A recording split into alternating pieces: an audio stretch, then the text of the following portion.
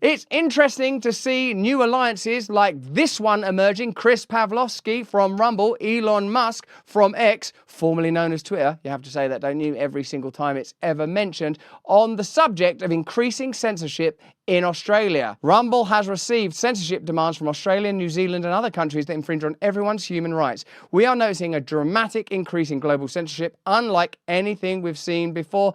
Elon Musk, of course, agrees. Elon Musk is being attacked, condemned, decried across Australia. Let's have a look at some front pages. Look at that. Like, X marks the loser. One of the things I do like about Australia is the informality of its institutions, its media. Like, look at that. Look at the font of that headline, the West Australian. Like, they see themselves as a kind of New York Times or a Washington Post or a London Times. We're serious. This is the news. This is all the news that's fit to print. Mate, Elon Musk, we're going to X him out. We're going to X him right out, you bastard. Look at him. He's a loser. He's forced to eat his words. Now, what's amazing is how to an Australian population, the legacy media, as it's always done, is selling them problems that pejoratively affect them as solutions. This Elon Musk advocating for free speech, someone should shut him down. It's your free speech that he's advocating for. Now, of course, there was the horrific attack of Bishop Mari recently that took place in Sydney, but I think you're an adult, right? Can we decide for ourselves whether we're too sensitive to watch the brutal reality of a religious leader being subject to a knife attack, only subsequently to advise us that forgiveness is the solution? Where else do you hear such wisdom conveyed? Do you hear it in the legacy media? Do you hear it in international diplomacy? Oughtn't we be granted examples such as this? Here is the legacy media condemning with considerable force, and as is always the case in Australian legacy media, a sort of peculiar dance track, Elon Musk, Rumble, and all freedom-loving, free speech supporting platforms, because remember, your free speech, your ability to think and communicate is a problem for the globalists. And whether it's Ireland, Australia, Canada, Brazil, it's happening everywhere. And let's have a look at this piece of legacy media propaganda.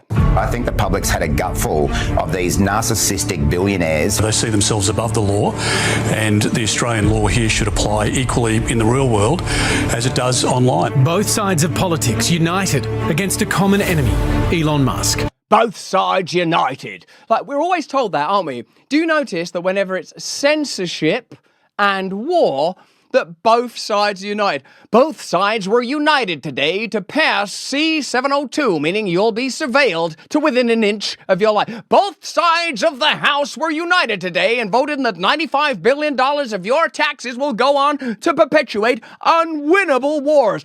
Both sides of the House were united today. This is Australia, actually, this one. Both sides of the House were united today against that bastard Elon Musk, who believes that you should be able to decide for yourself whether you're offended by something. You don't want to decide for yourself, do you? Wouldn't you like to pay a bunch of taxes and we'll decide for you what you're too stupid to understand? This is exactly as I'd expect from X, a disregard for the information that they pump into our communities. The social media platform, formerly known as Twitter, clapping back at demands from Australia's online watchdog, which instructed X to pull down violent and distressing videos and imagery of this week's Sydney church stabbing. X has now received a demand from the E-Safety Commissioner that X globally withhold these posts or face a daily fine of $785,000. The E-Safety Commissioner does not have the authority to dictate what content X's users can see globally. This is absolutely what I would expect Elon Musk to do. He doesn't shy away from challenging governments or people he doesn't agree with. X will remove the content for now, but plans to challenge the order in court, saying it threatens free speech.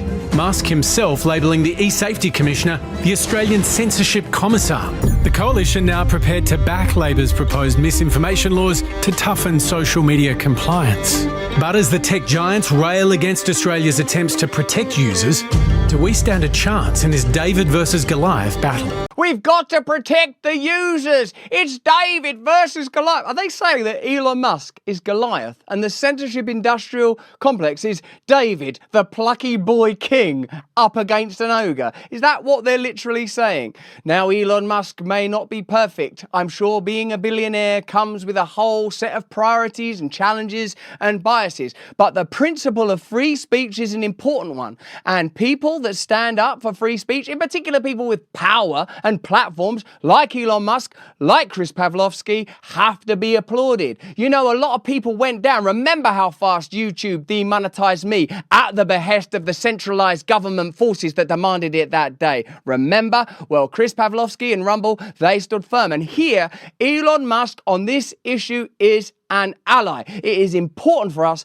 to recognize that if we are not going to find ourselves corralled into technological feudal serfdom where we have no power, no ability to communicate, we have to recognize what's happening around these issues. Here is the Australian Prime Minister, Anthony Albanese, rather casually and colloquially condemning Elon Musk. Now, what I will say I enjoy about this is Australians, like people from where I'm from, Essex, to the east of London, use the word bloke. And I do like seeing the leader of a country using that term, even if he plainly is supporting a globalist agenda that legitimizes censorship and the foreclosure of free speech in order to operate at the service and behest of shadowy global organizations that I don't fully understand. Let me know if you guys understand what's going on. Where is the power really? Where is it? Let's work it out together, guys. Well, this is a bloke who's chosen ego and showing violence over common sense. I think that Australians will shake their head when they think that this billionaire is prepared to go to court fighting for the right to sow division and to show violent videos, which are very distressing. He is in social media, but he has a social responsibility. Like that one. Social media, social responsibility. You use the word social twice there. This bloke, that's amazing. I know Australians use that word, bloke, mate. Indeed, it's one of the great legacies of the British working class, this fine St. George's Day. But for an American, that's like if Joe Biden was saying, motherfucker. This motherfucker, you gotta stop sowing division, the motherfucker. In order to have that social licence. And what has occurred here is that the E-Safety Commissioner has made very sensible suggestions. Other social media companies have complied without complaint. But this bloke thinks he's above the Australian law, that he's above common decency. Above common decency? I don't think Elon Musk has ever claimed that. Like, for all of his extraordinary neurological diversity, I don't think Elon Musk has ever said, common decency, to hell with it. And I tell you what, I say to Elon Musk that he is so out of touch with what the Australian public want. This has been a distressing time. What the Australian public want is to be censored. What the Australian public want, what all of the people want of the world, is less freedom, less free speech, more bureaucratic bodies deciding what we can believe in and what we can see and how to raise our children and how to live our lives and what wars to fund and how to organise and when to stay in our house for 6 months or maybe even several years and how to deploy climate change measures to ensure that no globalist corporations are ever penalised but ordinary individuals everywhere are locked in their homes. That's what we want in Australia, is it? Let me know, because the Sydney police are telling you that they will literally be the source of truth. And if you're not terrified by that declaration, then, well, I mean, I'm going to make you terrified by explaining it to you. Offering a fresh perspective on the fallout of a recent Sydney stabbing attack, and may a speedy recovery to Bishop Murray. And of course, the other victims of the various other mad attacks have expressed their anger and mistrust toward the police, who have insisted they alone should be the arbiter of truth for this incident. These sentiments stem from a press briefing given by New South Wales Police Commissioner Karen Webb last Thursday. Webb, who was sharing information about a 16-year-old male being accused of terrorism following the stabbing of Bishop Mari Emmanuel of Christ Christ the Good Shepherd Church, asserted that the police will be the utterly reliable source of updates. She warned against misinformation, but decided not to elaborate on what she was alluding to. That's very rare, isn't it, for people to just use terms like misinformation, disinformation, and malinformation, and then not describe what they mean, almost as if they want to keep their options open so that they can then determine what information to censor based on their own agenda. Astonishing. I also want to stress there is misinformation being communicated across social media, and people should not share that information. Don't share it!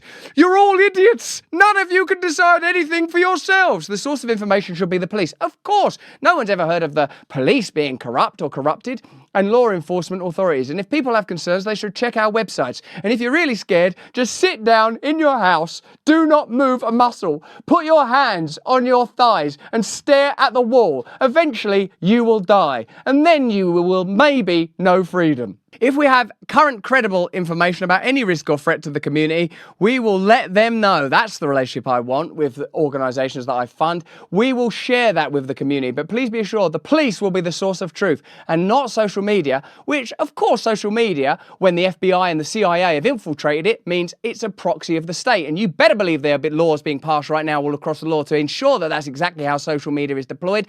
But social media is also where you speak. They are trying to protect you from you when they are the biggest threat. This attempt by the Australian police to monopolise control over the narrative of the incident has raised concerns among the online community. Hello, where are the online community about censorship, especially as the government has been pressuring online platforms to censor in recent days. You better believe it, baby. The government has gone so far as telling people to report their fellow citizens' speech to the country's chief censor. Now, you know that C-702 just passed in the United States of America and they amplified that power. You know what's going on in Brazil. You know what's already happened in Canada and the UK and what's being proposed in Ireland. All across the world, censorship is on the rise and Australia is about to fall. That is why it's so important that you join us here on Rumble. That is why it's so important that you remain informed, that you remain disobedient, that you remain willing to form alliances with other people from the periphery, that you are not malleable, that you've not been lifed off, that you've not been neutralized, that you've not been controlled. You must remain awake. You must look for new alliances. Thank God that you have joined us here. Thank God that you are present today. Hey, thanks for watching. If you want to see more uncensored content where free speech can flourish, join our live stream. Click the link right here to watch the next video if you want to, or become a member of a growing movement. Download the Rumble app and you'll be informed every time we make a new piece of content. Stay free.